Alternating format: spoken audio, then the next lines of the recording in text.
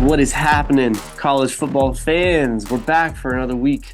We got the Swampy Coliseum Podcast here. That's Nathaniel Gilmore. I am Andrew Hudson, and the conference championship games are over. The CFP bracket is set. I was thinking this earlier this week, Nathaniel. Is it possible to have too much content for an episode? I mean, man, there's so much to discuss in college football, but we're going to start off with our teams as we always do, of course, out of the CFP range, but both going to bowl games, seeing what our transfer portal's looking like, seeing what signing different players is looking like. So start us off with USC. What are we looking at and how are we doing right now? Yeah, I mean it's definitely a mixed bag. I mean we finished strong, on National Signing Day, got I think top 13 class. And then the transfer portal started and we got a couple guys leaving that I was like, okay, I can see, guys not getting time. Obviously Miller Moss dipped, which hurt to see, but I mean, obviously, like they weren't going to give him back the starting job. Might as well. He's probably going to go to like a Missouri or a Louisville or something like that. Mm-hmm.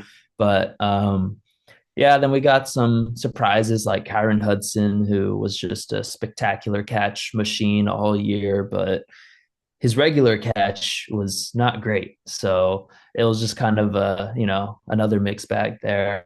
But big news hit, and we Quentin Joyner, our running back, won. Now that Woody Marks is leaving for the NFL, he decided to leave. I heard it was due to some NIL stuff. We also didn't really use him a lot this year. That was one of the things that I felt Lincoln Riley didn't do a great job at, was utilizing the run game like I've been talking about all year, but just giving the ball to Quentin Joyner, who is a great player. But yeah, so Deuce Robinson, also a big loss. Our tallest receiver made some big plays throughout the year. So we'll kind of see what the wide receivers room's looking like, and then just a bunch of depth pieces. And then one of the freshmen or one of the young players that was actually going to play in the bowl game, Sam Green, also left. So it's going to be interesting to see what this team will look like in the bowl game against Texas A&M. We only have one quarterback on the roster right now, because our third string quarterback also entered the portal. Mm. So yeah, we're playing Texas A&M at the Las Vegas Bowl. So start the year in Allegiant, end it in Allegiant. A Mm-hmm. weird year 6-6. It's some type of symmetrical weirdness happening here. Hopefully it's a win. I mean, A&M, they're losing a couple of guys, but they're keeping Marcel Reed. So it'll be kind of interesting to see in this new era where these teams aren't really what they were all year. I would say for us, some good news is Eric Gentry, who's been out since God, who knows when. I think it was the Michigan week, week 3, week 4. He was probably our best defensive player before he got hurt. He's going to be back in the game, and I'm pretty sure he's coming back next year. They found another year of eligibility, so he'll be back. Kamari Ramsey, our safety, who might dip to the NFL, he's going to be playing. Xavier Jordan, who's been hurt all year, freshman wide receiver. He's going to be playing. So we have a couple guys back for the game. So that should, kind of like see where we're at next year. So yeah, I think this is a big game. I mean, USC is 3-0 against Texas A&M, and they're 1-1 in Allegiant Stadium. So some precedent kind of there, but Mm. we'll see. I think it'll be a good game. It's just hard to kind of envision what the game will look like, with everyone leaving and stuff like that. They have A&M, I think, -3 right now, but I mean, it's still 2 weeks away. There's a lot more, portaling to happen. Right. Yeah, for sure. We're seeing an interesting thing happening at Florida. Obviously, finishing the season 7-5. and heading to the Gasparilla Bowl. As I predicted last week, I mentioned we'd probably be staying in Florida, most likely either the Gator Bowl in the Tax Slayer Gator Bowl in Jacksonville or the Gasparilla Bowl in Tampa. That's where we ended up playing against Tulane, whose quarterback has left them in the portal. So I think we opened up as maybe 14-point favorites. So we're definitely favored to win that game, and I hope we do. And with that, with the excitement of our guys, I mean, obviously DJ Lagway is going to be playing in the game. A lot of young guys are still going to be active in it, and some of the games get boring because stars don't play. But I don't think that's going to be the case for us in this game. So I'm really excited about that to watch them. And I will be in Tampa on that day. Okay. So we might be going to the game. We'll have to see about that. That happened Ooh. a few years ago. We played against UCF there in the same bowl, and we were able to go. So I'll let you know that that'll be talked about on the podcast if I do go to the game. So we'll discuss it then. But in terms of the transfer portal, there were a couple really interesting notes. The first thing, which is kind of separate, Caleb Banks, one of our best defensive linemen on the whole year, projected to be a high top round draft pick in the NFL draft, has chosen to come back for another year at Florida, which is really encouraging for us. I'm guessing he was given a bag by the staff and by the program that he would be doing well financially, but excited to have him back. But a big interesting thing is Jack Pyburn, a starting defensive end for the Gators, has entered the transfer portal. And this Interesting. is huge because Pyburn grew up a Gator boy growing up. He was a huge Gator fan, grew up in Jacksonville, just an hour and a half away, always wanted to be a Gator. He was only a 3-star recruit. He got injured at Florida, had to rehab back from an ACL. Like, he's the whole story of like a homegrown kid. And going into his senior year, he's a starter, but he's entering the transfer portal. And that is the sad thing about the state of college football right now, the way the Yeah. portal works. Because I've heard rumors of him coming into the room and saying, I want this and guaranteed to start and guaranteed these different things. And, for a coaching staff, they can't go to the guarantee playing the guarantee game or else they're gonna blow up everything. And that's just not how you can run a program. So it's disappointing. It's possible that he could still come back to Florida, which would be an awkward situation, but it's just what you hate to see. A guy who grew up dying to be a Gator. He finally is there. He's living his dream and is choosing to potentially step away. So sad for that. But there are some other guys. Justice Boone, the tight end, Arliss Boardingham has gotten a good amount of playing time. Other guys who have Jakeem Jackson, a defensive back. We've got numerous guys who have played but aren't huge losses for us necessarily. So it's encouraging that there have been no other huge names to go. No one has officially been added yet, but a few offers are out there. I looked at an article and it said, our biggest what we're really trying to look at is get a new punter. All right, because Jeremy Crawshaw is leaving and we need to fill that role.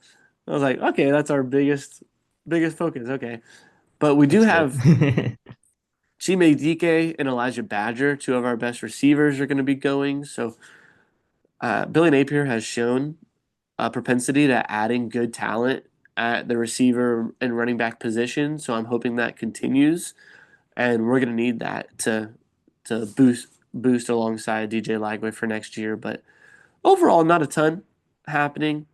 So we'll see as it goes on. But as we said, the recruiting class jumped up to about 10 or 11 in the nation, and with some key additions, I really think we can be set up for a good year next year. So that's exciting, and we'll talk about the bowl game when we get there for sure.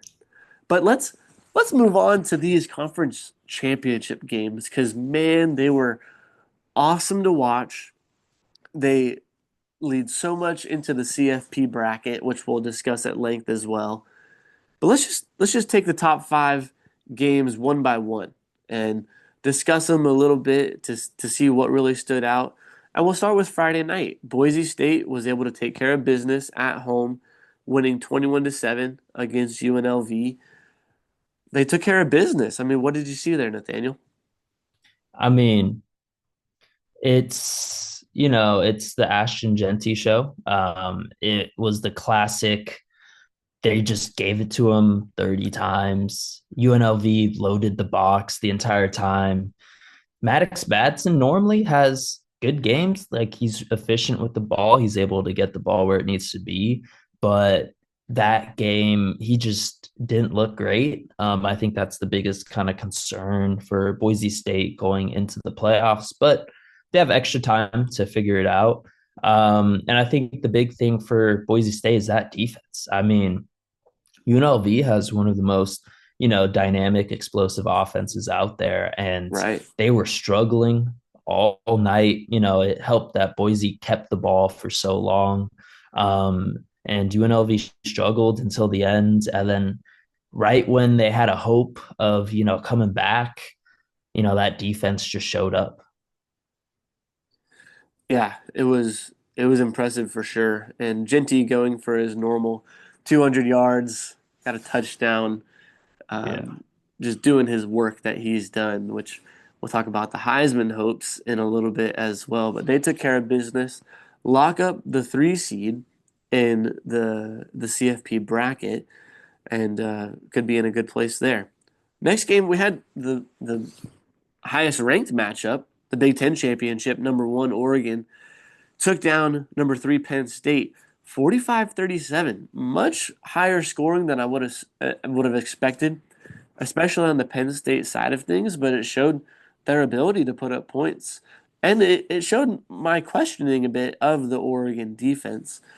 But they really were in control most of the game, and Penn State, brought it a little closer there at the end. But Oregon locking up the 1 seed as we've expected all year long. They finished the season undefeated. Penn State locks up their 6 seed in the CFP, and man, we'll see what their matchup is like if they'll be able to make some moves in the playoffs. What do you think about that one? Yeah, this one was interesting. I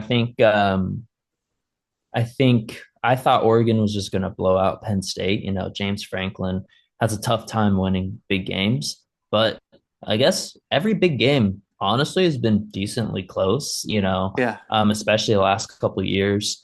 Um, I think this is one where Drew Aller, like he would have needed to be just on his game for them to win this game, and that was kind of that difference.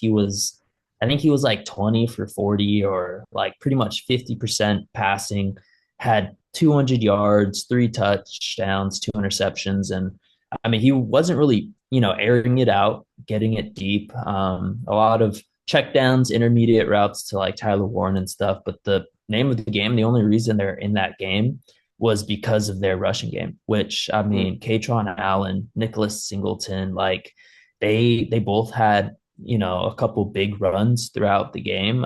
Aller also had a big run, and they just gashed that Oregon rush defense, which is what you saw with Ashton Genty earlier in the year. So that's kind of something where as we're thinking about this playoffs, like Oregon, yeah, they have the offense, they have a pretty good defense, but if you have a great running game, I mean, you're going to be able to get your yards. yeah, and that will certainly be a factor when they get to the playoff. And talking about a potential matchup they could face at some point, Arizona State absolutely demolished Iowa State. 45-19, they win the Big 12 championship. Sam Levitt just on his game, 3 touchdown passes. Cam Scatterboo is a beast out there. Only 16 carries, but 170 yards, 2 touchdowns. The Iowa State didn't really stand a chance in this game. Arizona State started out hot and they carried it all the way to the end. So they're really showing their strength heading into the playoff, and I'm interested in how far they can go. Yeah, I think that defense was kind of the biggest thing I wanted to see in this game. Obviously, Iowa State's offense isn't the best, but Rocco Becht, like he's a quarterback that was getting, offers to play other places this transfer portal season, and he's deciding to stay. So I mean, that just shows you they have some capable guys on that offense. And it just seems like if they moved the ball at all, they'd either shoot themselves in the foot, but it was mostly, Arizona State making them force like errors and stuff like that. And Cam Scadaboo, like, man, that that guy, if he had more yards and just more stats, like he would be in the Heisman race. But yeah, he had a great game, and yeah, definitely kind of change, not shifts perspectives, but kind of strengthens my feeling towards Arizona State going into the CFP. Yeah. Yeah. I mean, them and Boise State being probably the two biggest questions coming in. There are some others as well, but they both have showed good strength offensively and defensively. So definitely formidable opponents.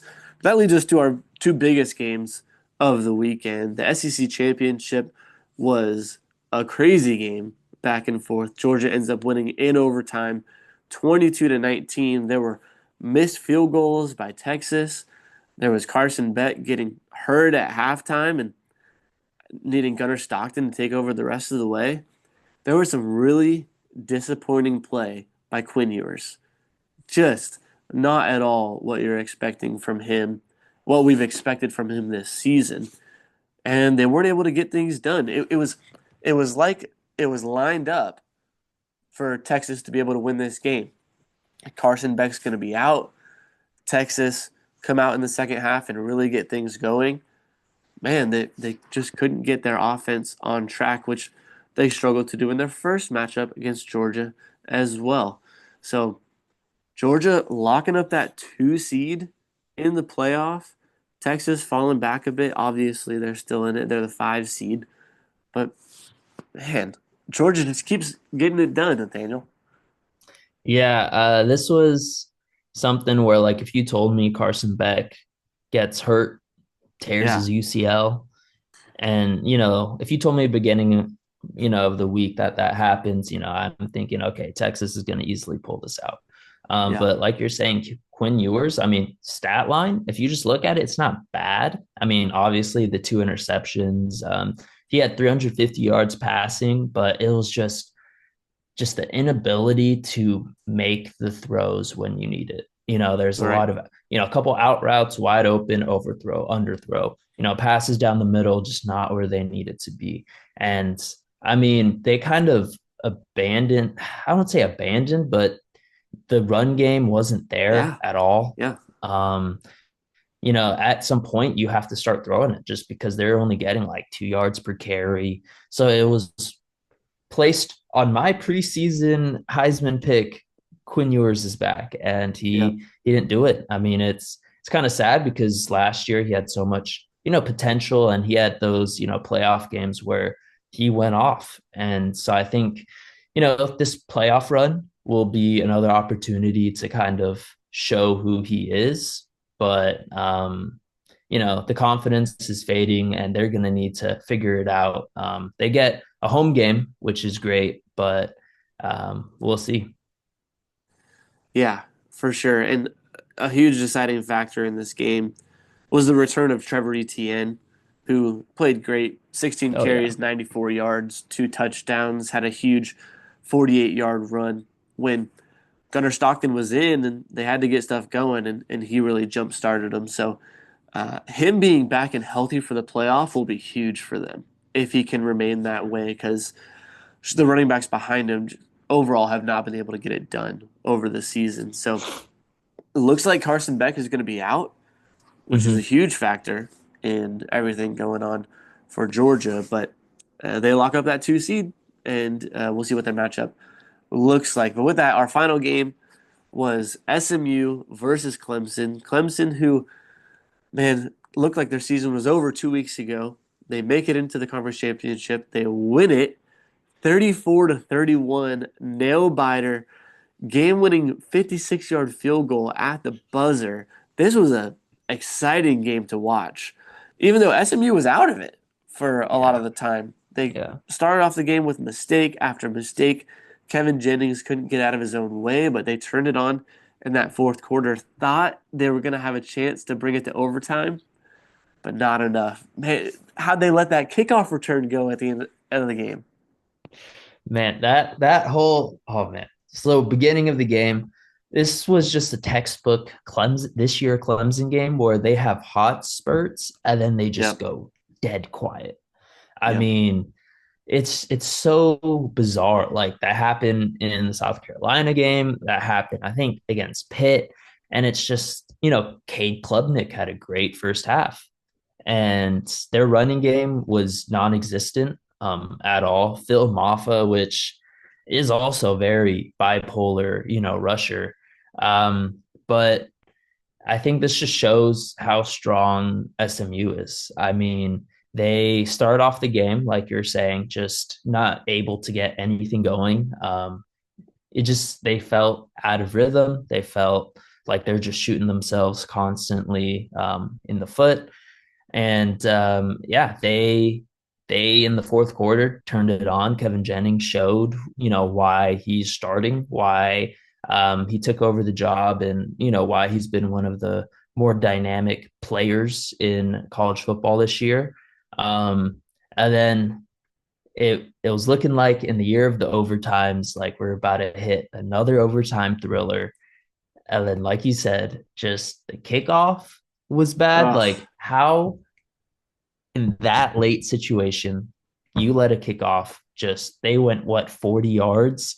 And yeah, then the next play was almost worse. They pushed everyone back and they just little dump off, get you, which for most college kickers, that's not field goal range. But sure. I mean, they got a kid that Nolan Hauser, he can just launch it Freshman. apparently. Like, geez. Yeah, and that is something changing in the college game. Kickers are getting better. Kickers are starting to be able to hit from further out. You can't have, I was always amazed. Like Nick Saban had terrible kickers. I'm like, how can you not recruit a So guy bad. to come in for you? It doesn't make sense. But man, they're able to sneak out with that win. They lock up the 12 seed, sneaking into the playoff by having an automatic berth. But with that, I mean, the playoff is set. There were some Yeah. decisions to make, of course, and the biggest one being SMU. Would SMU stay in over Alabama? That was the biggest question that it seemed like was going on, and the committee decided on SMU, thinking their 11-2 record was better than Alabama's 9-3 record. Alabama had some not so great losses, even though they had really good wins. It was a tough debate. What do you think they did? How do you think they did on the decision? I think this one's tough. I mean, I I wanted SMU to be in, the playoffs. I thought, even if they lost, if it was at least close, which it was, they deserved to be in. But then there's always the debate, deserved versus better. Yep. And I think they're in the committee where it was kind of stuck in a weird spot where they were kind of putting all those deserved teams up high. Like you have guys like Indiana who has no big ones. You have um, Notre Dame who has maybe one good win against or two good wins against Texas A&M and USC. But I mean, I guess Army, but they didn't really respect Army. So it's kind of in a weird spot where you have these teams with, they lose to good teams, or in Notre Dame's case, they lose to NIU. And I think it should have been more of a debate between, Alabama than one of those other teams like Penn State, where they haven't beaten anyone, or Indiana, where they haven't beaten anyone. So, but they got caught in a place where you're debating an Alabama team with two losses to really bad teams and an SMU team which was above Alabama before the conference championship, which then you have to get into a debate. Do you penalize teams for going to the conference championship? Um, yeah, it was tough, but I think they made the right decision based off of where they're at before this week. Yeah, yeah, that's how they stuck with it. And talking about the deserving question, obviously they didn't go with that for FSU last year, 13-0 conference champion. Yeah. But if you bring up the question, who would be favored if they matched up tomorrow, Alabama or SMU? I think betting lines would go towards Yeah. Alabama. I think Yeah. the overall prediction would be towards them. So if you're Mm-hmm. really talking about who you think are the best, I think they would say Alabama is the Yeah. better team. Mm-hmm. But I still would rather have SMU in because of how the season played out, ending the season I 11 agree. and 1, almost winning that game there at the end. So definitely a difficult decision. And we'll talk about the bracket more in a moment, but let's talk about a couple other interesting conversations. One, the Heisman Trophy ceremony is this Saturday night. Our four finalists were named. They are Ashton Genty, Travis Hunter, Cam Ward, and Dylan Gabriel. Four fantastic players. And even though there are four invited, it really seems mostly like a two-horse race Yeah. between Ashton Genty and Travis Hunter. I've got some stats here that we can look at. Ashton Genty, obviously, his crazy stat lines over this season at almost 2,500 yards, 7.3 yards per carry, 29 rushing touchdowns on the season. He also has over 100 receiving yards and a receiving touchdown, but just a workhorse on the ground. On pace, if he has one more great game to break the all-time rushing record by Barry Sanders. And with that, that's an interesting conversation because I think with those things, points per game or yards per game is much more impressive than yards. That's not to take anything away from what Genty has done in this season, but Barry Sanders set that record of 2,600 rushing yards in 11 games, Same. which is wild. Boise State and Ashton Genty has already played 13 games. This will be his 14th. So breaking the record, yes, he might have the overall rushing yards record, but his yards per game will be lower than what Sanders set. But all that being said, amazing, incredible season. Travis Hunter as well, since his has been on both sides of the ball. Receiving, he's got 92 catches for 1,100 yards, 14 touchdowns. He's been one of the best receivers in college football, but he's also one of the best cornerbacks in college football with 31 total tackles, 11 passes defensed, four interceptions, a forced fumble as well. He's had some great Heisman moments on both sides of the ball and is the best overall all-purpose player in college football. So, man, it is a tough decision on who you give this award to. With all those things laid out, man, who do you think is going to win it on Saturday? Who do I the person And I who do you think think should? will, yeah, I was gonna make that distinction. I think the person who's going to win it is Travis Hunter. I mean, he is by far, I think, a big favorite. He's like minus, I think last week he was like minus 500 or something like that, where it's kind of a, he's the heavy favorite. And I mean, he's a great player. I think he's great. PFF loves him, on offense, on defense. I think he truly is one of the best corners we have in college football. Offensively, I think he's great, but it's tough, especially when you see him stat padding at ends of games and really trying to push his own case. We were talking about this last week where they're stat padding, throwing three touchdowns, at the end of the game type thing, and then Genty's out the second half, and I think Hunter, great player, but in crunch time, I mean, they've had two losses again, or three losses on the season, and the two games where they played, I think it was Kansas and then also Kansas State ends of the games, they were not there. Like he was not there. He went quiet offensively, defensively, obviously, locking down, doing his thing, but offensively, he wasn't there. And I think that's the biggest thing where what is the Heisman Trophy? Is it the Yeah. most valuable player? Is it the best player? On the website, it just says the top player. So Wow. what does that mean? So we'll see. I think Genty, I mean, pulling a G5 team or G6, I guess now. Yeah. Shout out to the Pac-12. But pulling a team like they were gonna make it even if they didn't have an auto bid, which is really impressive. And Mm. he's been just there, constantly getting 200-yard games. And if you take, I think if you take him out of Boise State, they are a middling team. If you take Colorado, I mean, if you take Travis Hunter out of Colorado, I think they're also not as great, but Sure. one's in the playoff, the other one's in the Alamo Bowl. Yeah. Yikes. I I have a similar sentiment. Travis Hunter might be the best player in college football with all he's able to do, but with the amazing stats that Genty has put on, and with all the carries he's had, I mean, that is a skill in itself.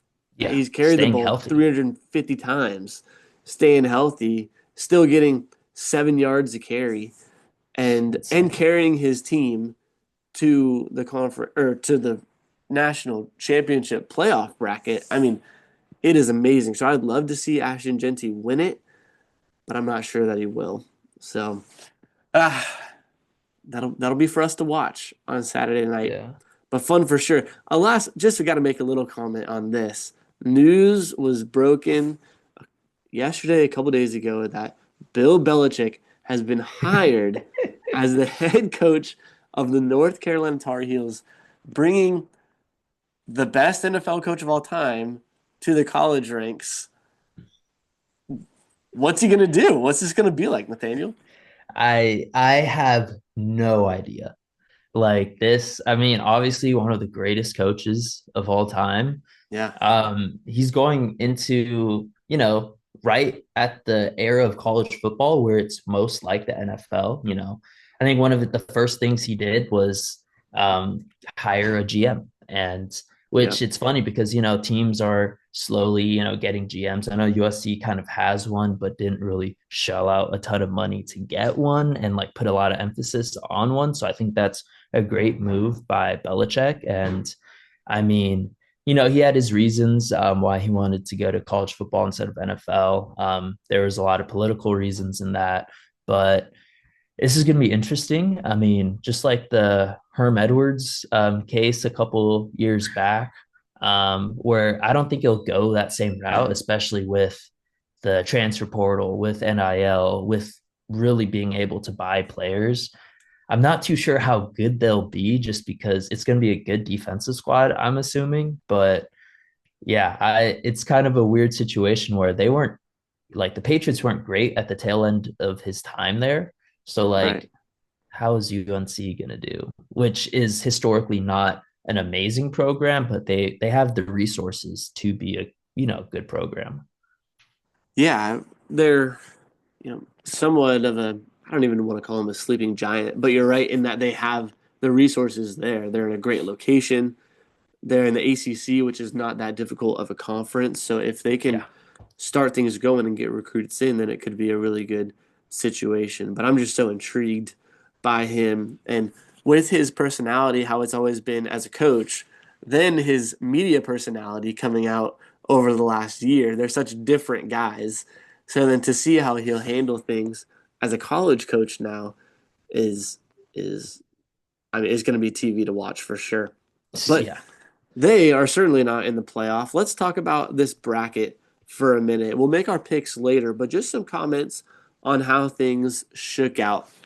So, our matchups that we ended up with, number 12, Clemson is playing at number 5, Texas. Remember, these first games are at the homes of the higher ranked team.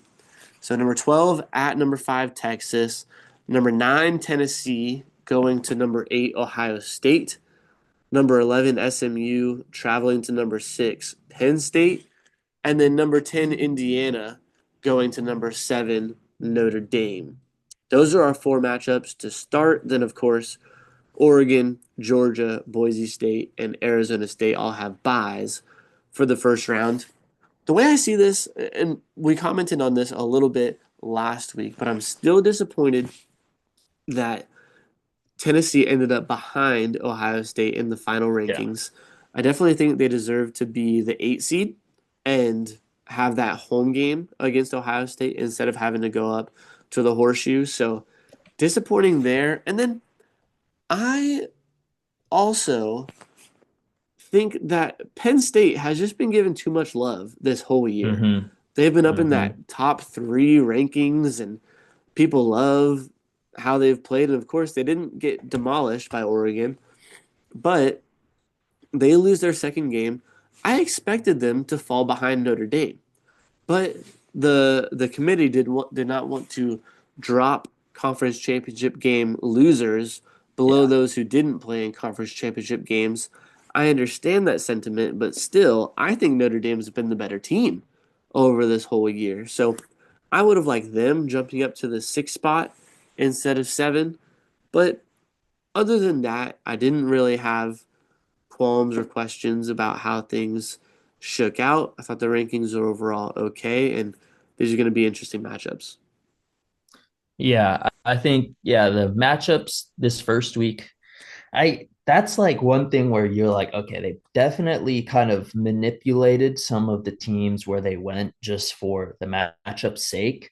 I mean, Indiana at Notre Dame, that's going to be crazy. I mean, it's in-state rivals and right? We had this question before. Yeah, in-state rivals. Yeah. They're not Illinois, they're Indiana. Um back Yikes, to bring that one up geography. again. Yeah, no, I forgot that happened until this. Yeah, no, in-state rivals, and I mean, yeah, at Notre Dame, it's probably going to be super cold. Yeah, it's just going to be pretty much a movie out there. That's one of the things I love about having it at the home fields is because you're not going to be getting picture perfect weather anymore. You're not going to get domes, and it's going to be fun matchups and really pure football, which I think in the four team playoff, I was always under, you know, I always wanted the first round to just be at the home stadiums because I thought that'd just be amazing. But yeah, I think all the matchups look solid. My only gripe right now with the playoff format is that it's not reseeded. I think after each round, it should be reseeded. Because, I mean, obviously, Oregon getting Ohio State or Tennessee is going to be a tough matchup just because, they already played Ohio State. They already, Tennessee is a good team. And then if you look at like someone like Penn State, where they play SMU and then they get, the G5 champion other teams are benefiting from not playing as well down the stretch. So if they're reseeded or honestly maybe take out like locked in auto bids where like you get an auto bid for winning, but you Yeah, don't get an automatic bye week, which right. which I think they'll be discussing. I heard some thoughts about Sankey only going to be signing off on the next bracket if they get four teams in there automatically, which I don't know. It'd be tough, and it's that start to feel more and more like the NFL, which I mean we're headed down that way. So we'll see. You want to keep the tradition and the pageantry of college football alive, but it feels like we're kind of getting pushed further and further to the NFL. Well, we need to be careful with the automatic things in the playoff Mm-hmm. because if they get too much, then we're controlling too many things. I totally agree with the way they did things this year. It's they did fine with it, but I do think it should change that they should not get an automatic top 4 seeds Yeah. if the top 4 conference champions, because Boise State and Arizona State, I'm sorry, are just not seen as two of the top Yeah. 4 teams in the country. Yeah. So if we want to see a true bracket, then it's got to change. And I get that that's how they do it in the NFL. The division champions get the top four seeds, but the NFL is built for parity. Yeah. It's meant to have the teams be as similar as possible in their divisions so that uh, no one's getting an unfair advantage.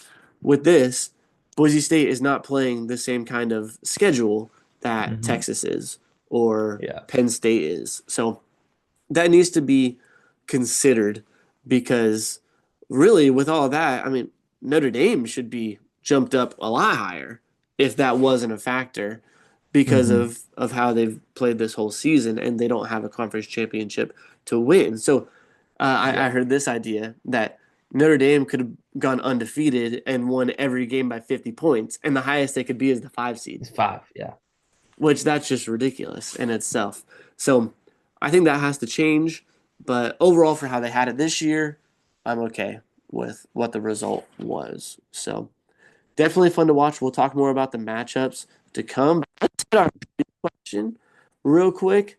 Then we'll give you a little bit of risers and fallers. We don't have a ton happening with that this week, and then we'll finish it off with our picks. But Nathaniel, what do you got for me this week? Yeah. So with all the conference championship games, it's nice to take a little glance at history at the Yes. conference championship game, obviously. Ah, So the big four conferences now, geez, shout out Pac-12 yet again. But so ACC, they started doing their conference championship game in 2005, Big 12 in 1996, the Big 10 in 2011, mhm. SEC in 1992. So I looked up the list of all the winners of these games. So I want you to name. So I have the top three. We can do just the top one if you want, but I have all three if you want to go down the entire gauntlet Okay. of how many of like winners, I guess. Like they've won the most championship games. Hmm. So you So take who's won the out all of most? Who's won the yeah, most in each one individually or just overall? each one individually. So I have the Okay. top three in each conference. Yeah, so you can cut out all like the Nebraskas who won like Yeah, 40 sure. just like outright. But yeah, that's the only hint I'll give you. Yeah, well, that's interesting. And the SEC really started the whole conference championship Mm-hmm. situation back in '92, as you mentioned. And there's a really good story about what happened there because if uh, Alabama ended up winning that, and if they would have lost to Florida, then neither of them would have gotten a chance to play for the national championship. And it was a huge problem because the idea was this conference championship game could ruin our chances of getting a national champion. So Yeah. if it would have failed in that moment, then maybe no one else starts doing conference Yeah. championship games. But they had a huge interception at the end of the game to seal it, and they ended up beating Florida, going on to the national championship, and it was written in stone right there. Now we have conference championships games everywhere, so really cool history with that. But let's get to it. I mean, if we're talking tops, can you tell me when the ACC started again? 2005. Well, with that, knowing that Dabo just won his ninth, I'm gonna have to guess that it's the Clemson Tigers. Yep. Clemson is number one, and their record is 9-1 in conference championship games. He's won the last eight that he's been in, Yeah. which is just Insane. crazy. Clemson's top there. Let me just keep moving on to the different conferences. I mean, I don't think I can say anything except Alabama for the SEC. Yes, Alabama is first at 11-1. I mean, Whoa, 11-4. 11-4.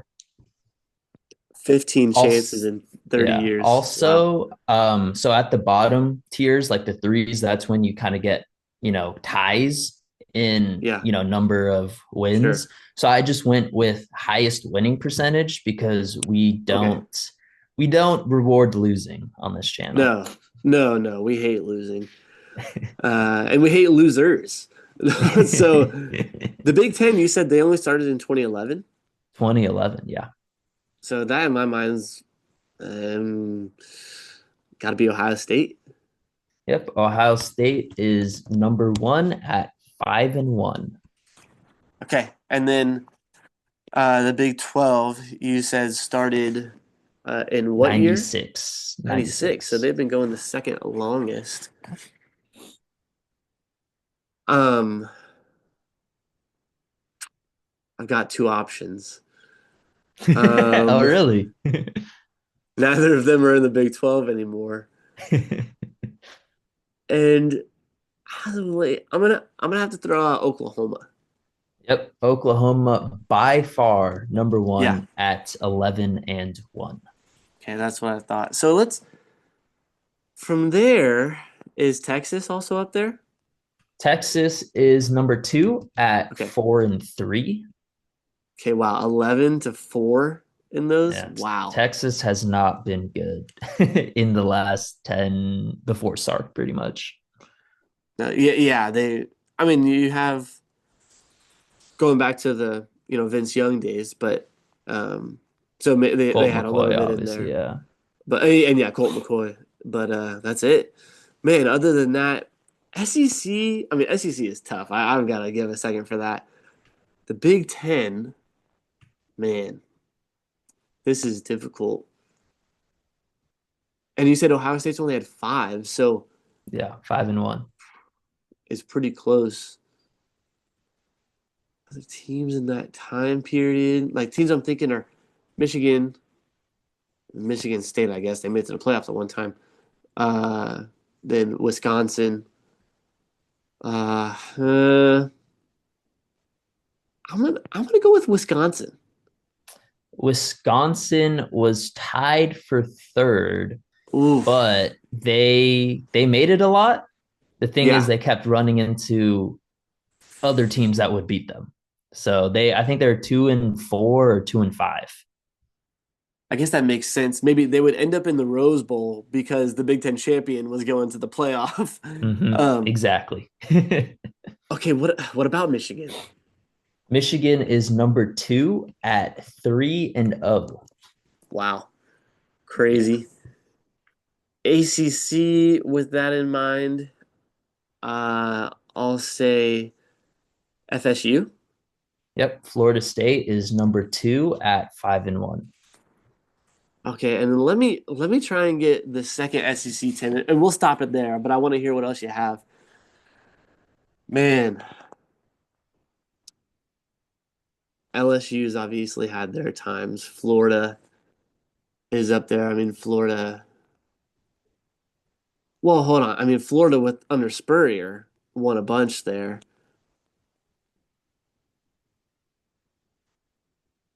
Georgia's been up there as of late. I'm gonna go Florida. Sticking to your guns. I love it. They are number two at Yes. 7-6. There you The go. second and third team, LSU was third, so you were debating between two and three. Yeah. Yeah, I know they've had and they've just been so good under different coaches, Orgeron and Les Miles, and they had Mm-hmm. Saban before that. So they've had the history, but it was those Spurrier days. Urban was able to win two, I guess just his two Yeah. national championship seasons. Other than that, we haven't had one since. So I'm pretty sure Spurrier had five, Urban had two, and that's our seven. But man, that's a great question there. Who were number three for the different conferences? You said LSU. Yeah. LSU for the SEC. So Big Ten was Iowa might have won it. No, that mathematically that makes sense. I think I was like Yeah, 0-3, but Michigan State two yeah. and one. They didn't Hmm. make it a ton, but they won it when they made it. Yeah. And then in the Big 12, we have Kansas State. That one again would have Wow. been dirty. That would have been a tough one. So I'm kind of Well, glad they she just stopped won it at against two. TCU, Yeah. right? And then did Connor Klein win one as the quarterback? Maybe. Yeah, Okay, that's what that I would makes sense. assume. Yeah. Cool. And then ACC, Virginia Tech. Yeah, wow. So, I mean, they started in '05, so that was after the Michael Vic, Vick yeah. era, but they had a couple good teams in the Tyrod mid, Taylor? yeah, Tyrod Taylor, like the 2000 early 2010s, I want to say. Yeah, let me pull Maybe up did when they I don't think actually won Logan it. Thomas would have snuck one of those in there. But Yes. interesting. So, Really yeah, interesting so conversation. Tyrod Taylor won two out of the three that they had. Wow. The first one that they got was led by Sean Glennon. Sean Glennon. Yeah, well, that was their MVP. I'm not sure if that was that was their quarterback. Wow. Never heard of him, All I know is the long-necked Mike Glennon, Mike. who went to NC State. But Sean Glennon, interesting. Well, man, good trivia question. I like that one a lot. We'll have another one for our next episode, and we only have a few episodes left for the rest of the season, which is sad to say, but it's been Hmm. an awesome season so far. So let's talk about our risers and fallers in the CFP rankings. We won't spend much time on this because, like we said, not a lot of action happened, and we really want to get to our picks, where we're going to walk through the whole CFP bracket and give our prediction for what's going to happen, and we'll set it in stone right there. But let's talk about our risers and fallers. After last week, who would you say was your biggest riser? Yeah, I mean, you have to go with Clemson. They started outside of the playoff race. And Dabo, he said he wanted to be the first three loss champion. He was the first 15-0, so we'll see. I mean, they really got it together. I mean, obviously the hot and cold starts happened again, but they were able to put it together. They made plays when they needed to. They still scored in the second half, which helped them win the game. So I think they have to be my biggest riser. Yeah, this is there's like we said, there's not many choices here, but mine here has to be Georgia, as they were not favored to win in the conference championship game, but got it done in dramatic fashion. They jump up to the number two overall seed in the bracket, which is huge for them. Get a little more time to prepare to get Gunnar Stockton ready as the starting quarterback, as they were looking at probably being the five seed, maybe the six seed in the playoff if they lost that game. I don't know, maybe even farther down. They would have had three losses. But they lock up that number two seed, jumping up to a great spot. So Georgia's my biggest riser. In terms of biggest faller, and this is a tough one. I think for me, it simply has to be Iowa State here because they had a chance at making it to the playoff and they missed it. So they were not necessarily that highly ranked beforehand, but it was winning you're in between them and Arizona State, and they got totally demolished. Finishing the season 10-3, which is a very impressive record, but they miss out on that coveted chance at the CFP playoff. So man, we are looking at Arizona State being locked in there, and a chance at the four seed was so close for Arizona State, or maybe the 12, depending on where Clemson would be, but they miss out. So that's my biggest follow. What about you? Yeah, I think with Iowa State that it's kind of funny because I think that was their first 10-win season, like ever. Wow. I could be 100% wrong, but I feel like I heard that somewhere. Maybe Matt Campbell's first 10-win season. Um, but yeah, I think for me the biggest faller would have to be Texas. I mean, you are healthy. The first Georgia game, you're at home. Yeah. You could argue Quinn Ewers, was coming back from injury. They still had the iffy like Archie Manning or Quinn Ewers, who's going to Yeah. play in that first game. But then this game, there's no excuses. I mean, you even had Georgia's backup quarterback in there, and Georgia wasn't looking all too great with Beck in there. So and you go and lose. Obviously, it was a close game. It went into overtime. Your kicker missed two big field goals. I also thought it was funny that they kind of played a little softer in overtime on defense when Carson Beck was running out there with his arm dangling, and you're like, I wonder what they're gonna do here. And Wow. they could have just, pushed everyone, made sure they didn't get the runoff. But I mean, it is what it is. They should have won it in regulation with all the Yeah. advantages they had. But I mean, now they lose out on a bye week and they have to play a hot Clemson team. I mean, coming into their place, but I mean, we'll go over our picks later, how I think that's going Yeah. to go out. Yeah, we're about to. But man, interesting in that game. You're right. Carson Beck could not lift his arm. He couldn't use it. And so they should have had it all out to finish or to stop the run there. But another interesting point, Gunnar Stockton got blown up on that Yeah. play beforehand. They bring Carson Beck in. But their third string, you know who the third string quarterback is right now for Georgia? I have no idea. That would be one Jaden Rashada. One of Florida infamy, the crazy guy they said we offered $13 million to, started a lawsuit, went to Arizona State for a year. They're obviously doing better without him. And him sitting there as the third string quarterback, they said, let's throw one armed Carson Beck in there instead. He'll get the Yeah. job done better than him. So, just an aside, we don't need to talk about Jaden Rashada too much anymore on our podcast. But let's get to our college football playoff picks. We're gonna, like I said, go all the way through the bracket. We'll post images of our bracket predictions as well on Instagram, so you can follow along with those. See how we do. Here's how we're gonna do it. Nathaniel's gonna start us off by picking the first round of games. Then I'll pick my first round. Then for the second round, I'll lead off, pick those games. Then Nathaniel. Then we'll go back and forth until we get to our champion. So we laid out the matchups before. Nathaniel, walk us through our top four games and your top four picks. All right. All right.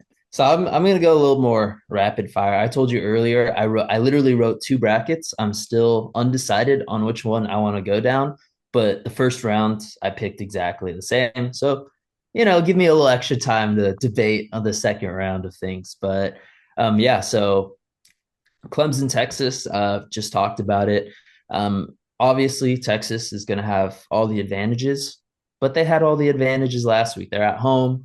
Um, Well, they're last a more. last week they were in Atlanta, I will say. Oh, well, yeah. Well, I meant, yeah, whenever. A couple weeks ago, Well, yeah, no, yeah. advantages like they didn't have Carson Beck, stuff like that. Oh, you're absolutely right about that. Yeah, they, Yeah, they, they had everything. yeah, But okay, yeah, what are your thoughts? yeah, yeah. So, yeah, but Dabo Sweeney, I don't know what's up with him. He just never disappears, even when you think. I think they win this game. I think they Wow. go to Texas and they go off on a hot start. But, Texas isn't able to score as much in the second half to catch up to them. Hmm. I like that. That's Oh, a good yeah, pick no, it's there. not back and forth. It's Keep me. going. Huh. Keep going. I Second was game gonna, here. yeah, here we go. All right. So next one we have Ohio State, Tennessee. This one, I think it's tough. If it was at Tennessee, I might go the other way, but I think Ohio State will win this game. Iffy QB situations, but I think Ohio State just has the more experience, even though experience has bitten us both in the butt so many times this year. Next, we have SMU at Penn State. This, I think they need to do a whiteout game. I'm not too sure where they're at on that because their whiteout game this year was broadcasted on Peacock, which is Oof. insane to me. I think they need to do one. It's a crazy environment. SMU, good team, great team. I think they should be in the playoffs, but I don't think they'll be able to surmount all that Penn State has. I think if Penn State didn't have as good as an offensive game they did in the Big Ten championship, I might have gone the other way. But offense looks like they're clicking right now with that run game. All right, last game, Indiana at Notre Dame. Like I said earlier, I love this game. This is going to be chippy. I think this is going to be more low scoring than people think. I think Notre Dame's probably one of the better teams in the country, so I'm going to take Notre Dame, but I think this is going to be the best game of the weekend, and it'll be pretty close. Yeah, love it. Good picks. We'll see if I agree. At my bracket, once again, Clemson going into Texas. You laid out a lot of the situations there, where even this last game, Clemson was walking against SMU, another team from Texas, and seemed overmatched and came out on fire. And I think over this whole year, Cade Klubnik has played better, much better at quarterback than Quinn Ewers. He has 30 touchdowns this year. I think only 5 or 6 interceptions. So he's really been playing well. I picked Clemson too to beat Texas in this game. 11-point underdogs, it says they are, but I like the matchup for him. Tennessee going to Ohio State. Have not been shy about saying that I think Tennessee is the better team. They've had a tougher slate to walk through, even though Ohio State has played great teams. I'm not trying to dismiss that, but walking through the SEC gauntlet is difficult. And even though it's at Ohio State, I'm picking Tennessee to win this game. So Yeah, okay. two underdogs to start off my picks. I just like that matchup for them. I don't think Ohio State is going to be ready for that running game that Tennessee has, and Nico Iamaleava just has to make a few big plays and avoid the mistakes. And if he does that, I think they can win. SMU Penn State. A big situation with this game is going up to play in the cold of Pennsylvania. With that situation and being at home, I think Penn State's just going to be too much for SMU. Kevin Jennings maybe making a few more mistakes that cost them the game, and Penn State being able to move on in the playoff. And I agree with you with the Notre Dame Indiana matchup. Indiana, in their one huge game this year, looked overmatched by Ohio State. Notre Dame has been on cruise control, really, for the last month at least of their season. So I'm going with them to move on to the second round and play in these huge matchups of the bowl games against Georgia. So that's our first round. Moving on to our second round, where I'll lead the way. That leaves number 4 Clemson playing against, or sorry, number 12 Clemson playing against number 4 Arizona State in the Chick-fil-A Peach Bowl. Now, this one I think is where Clemson finally meets their match. With how the Arizona State offense has been playing recently, Dabo always has a good defense there at Clemson, but I think Cam Scadaboo and them are going to be able to do what they need to get the win, and their defense also is going to force too many mistakes from Cade Klubnik. So I'm going Arizona State. The next matchup, Tennessee, Oregon in the Rose Bowl. I see just too much Oregon in this game. Uh, the inexperience of Nico, I think, is going to finally catch up. He's going to make some mistakes that they can't overcome. Oregon's offense is going to continue to put up crazy amounts of points, even against a good Tennessee defense. And I'm picking the Ducks to move on to the semifinals. Making it here, Penn State, Boise State playing in the Fiesta Bowl. Boise State's made some noise in the Fiesta Bowl in the past. This game, man, wow, I'm still debating it right now in my head. This game is huge, and it's going to come down a lot to the playmaking ability of Drew Aller. And I have been down on him, but he really has had a good productive season. And I like Penn State being able to set up some kind of defense to be able to hold Ashton Genty just enough to be able to win this game. So I'm going Penn State to move on again, beating 3 seed Boise State and making it to the semifinals. And that leaves us with our final matchup, Notre Dame against Georgia. And in this one, Gunnar Stockton has extra time to be able to prepare as a starting quarterback for Georgia. That game is going to be on January 1st, so we're talking about 3 weeks from now of preparation, getting things ready against a Notre Dame team that's been very good, but certainly has their flaws, as Georgia does too. But Notre Dame just hasn't played a team like this. Georgia, even though it's a bit of a down year for them, are still amazingly good. Number 2 overall seed. I'm picking them to beat the Fighting Irish, making it to the semifinals. And that's my picks For the quarters, I've got, again, Arizona State, Oregon, Penn State, and Georgia making it to my Final Four. What about you? Yeah, so I was saying earlier this is the round where I just really had to debate on. It was just those two bottom games. But yeah, so first game I have Clemson, Arizona State. I agree with you. I think Cam Scadaboo, stingers up, have to do it one time every single time. But he's just a dog. He's definitely underappreciated. I think Arizona State just has a well-constructed team. Might not be the most talented, but they play well and they have a great coach in Kenny Dillingham, who each week I get more and more respect for him, especially how he's handling like transfer portal guys leaving. He's supporting them, wanting them to be in the best place. So I just think that environment with just a good team that's well coached, they're going to beat Clemson. Next, I have Ohio State, Oregon. I think in the rematch in the Rose Bowl. First game, again, we talked about it last week. They were a Will Howard dumb mistake away from winning. Um, but I think Oregon, this game, their offense is going now. Beginning of the year, they were slow. I mean, they had a tough game against Idaho. They struggled against Boise State.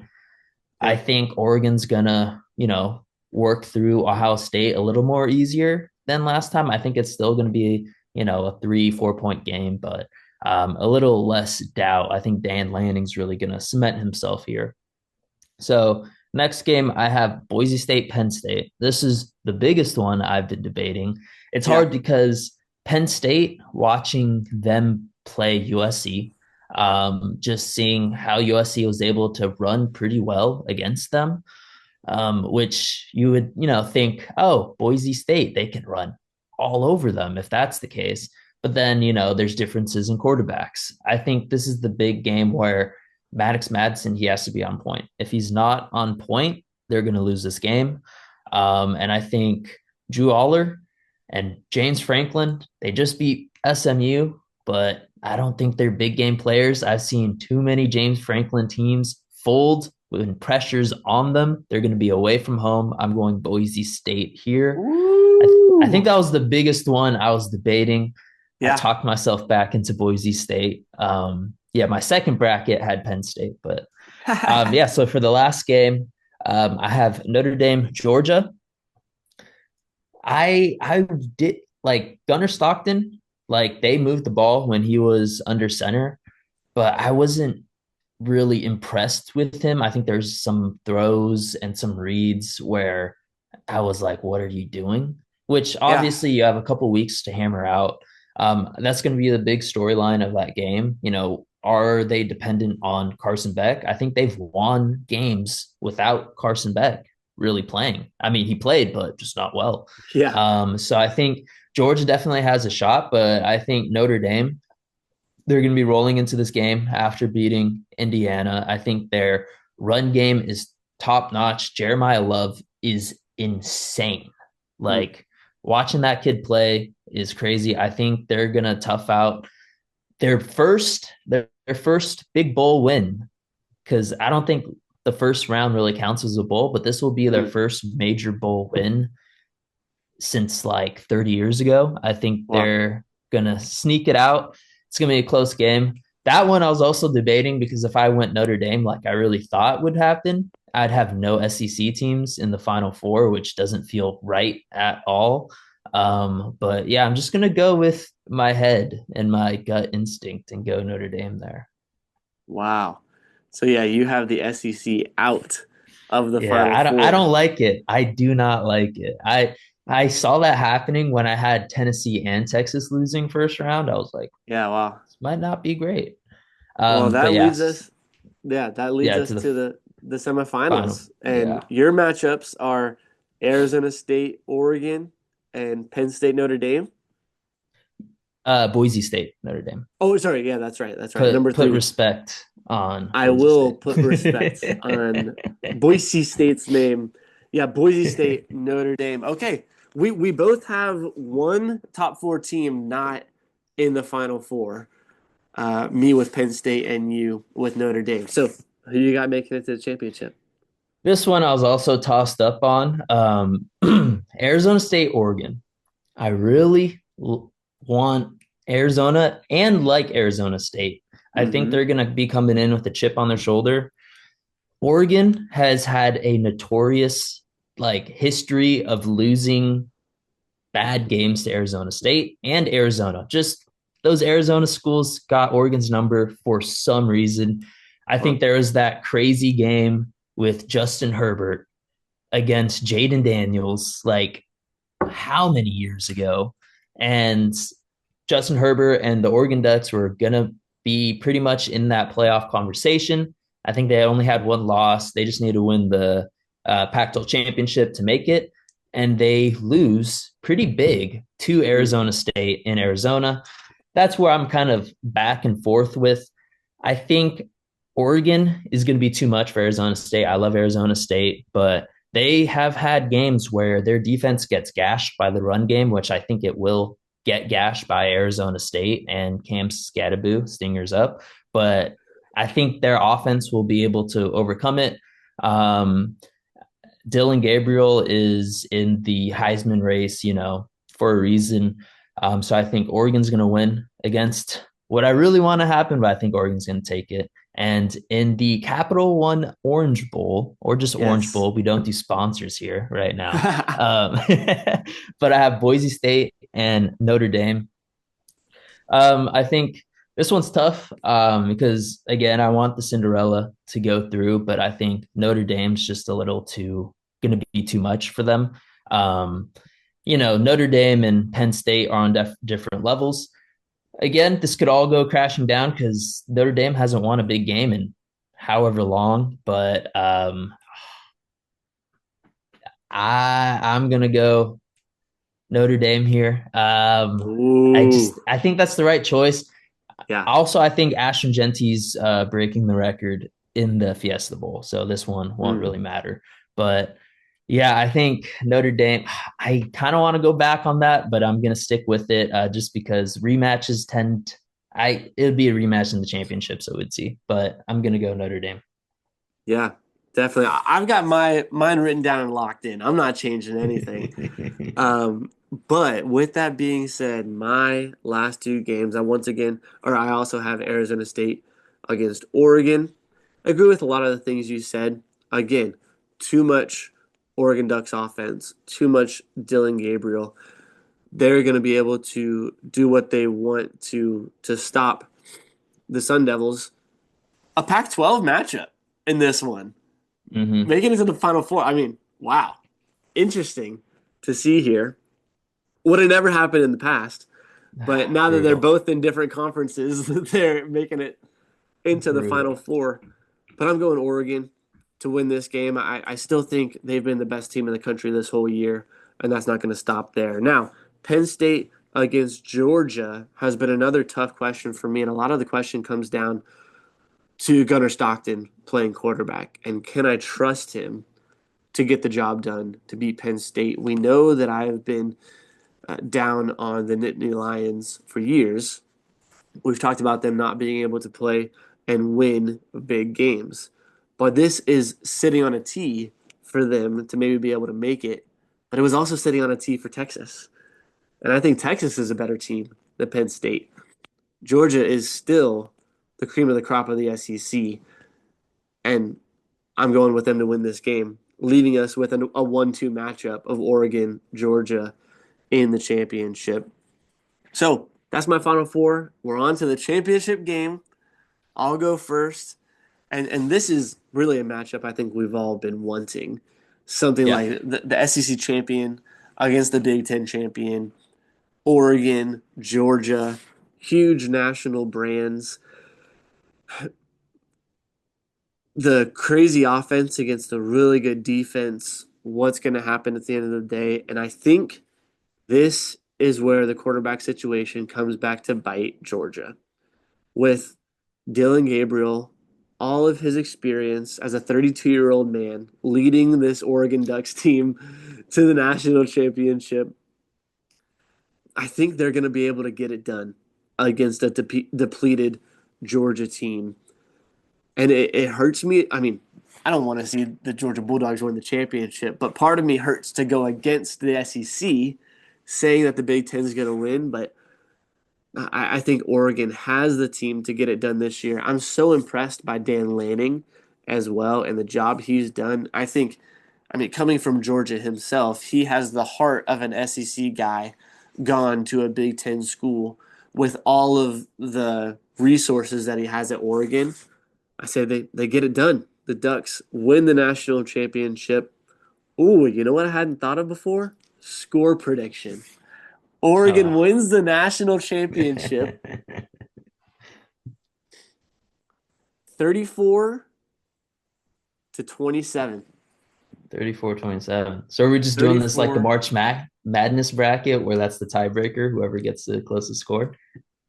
You know, we're definitely going to have a lot of mistakes along the way, so I don't know that it'll matter, but makes it fun to look at. We'll do a score prediction when we get to the actual game, when it's not actually Oregon, Georgia, and we see what the real game is, but that's what I'm going to go with for now. What about you? Yeah, so I have number one Oregon as well against the number 7 seed Notre Dame. Weirdly, these are probably the two teams I want to see win the championship least. Obviously, Mm, Notre Dame, big rival. Oregon, hate them, just absolutely hate them. But I think these two are my biggest boom bust in the playoffs. Realistically, I think Notre Dame could be the best team out there, but they could also lose by 30 points in the first round. Oregon can be the best team out there, but they could fold in between there and the championship just because, these teams historically have tough times winning the big games. And now they're both in a situation in my bracket, in my mind, maybe, I don't know, but, to right that wrong where someone has to win type thing. But I think I agree with you. I think Oregon's been the best team all year. I mean, they're well rounded. They have a good defense. I think their rush defense is a little suspect, and I think Jeremiah Love, if this matchup happens, is going to expose that.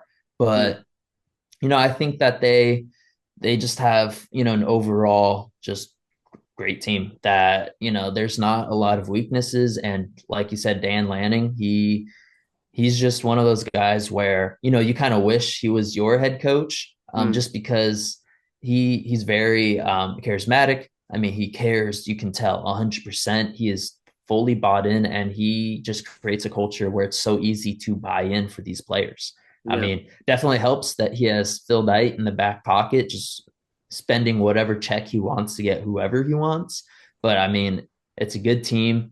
Dylan Gabriel is going to be out there slinging it, and yeah, I think they're going to win. I think this one's going to be a little more on the blowout side, along the lines of like 34-14, Mm. just because once they put the ball in Riley Leonard's hands, down points, which they haven't really done all year, I don't think he's going to be able to get them back in. All right. We both have Oregon winning our national championship, Their making it through first the bracket. championship ever, by the way. First ever championship. This could be the year to do it. Like I said, we'll get those brackets up on Instagram.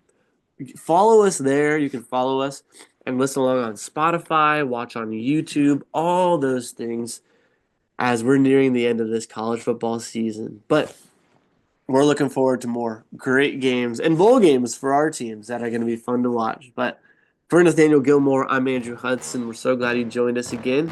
We'll talk to you again soon.